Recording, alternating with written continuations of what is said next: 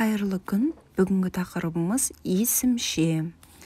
Есімше дегеніміз есім сөзбен етістік қызметін атқаратын етістіктің түрі.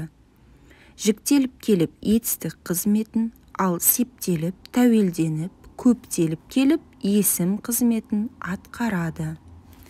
Есімше жасаушы жұрнақтар: бірінші, атын, етін, итін, итін.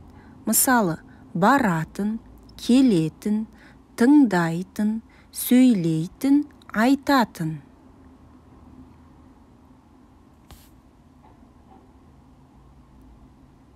Екінші түрі ған, ген, қан, кен.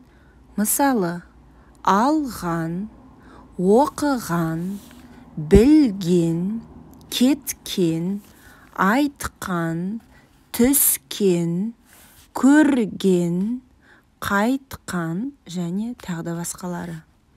Үшінші жұрнақтары ар, ер, ры және болымсыз етістік жұрнағынан соң с жұрнағы.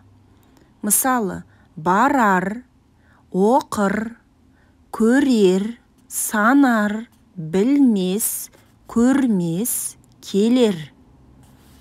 Төртінші, мақ, мек, бақ, бек, пақ, пек. Мысалы, бармақ, келмек, болмақ, білмек, жазбақ, безбек, сезбек, қашпақ, жазбақ, төкпек. Есімше жіктеліп келіп етістік қызметін, септеліп, тәуелденіп, көптеліп келіп есім қызметін атқарады. Есімшенің есімдерге қатысты қасиеті есімдерше түрленіп, сөйлемнің барлық мүшесінің қызметін атқарады.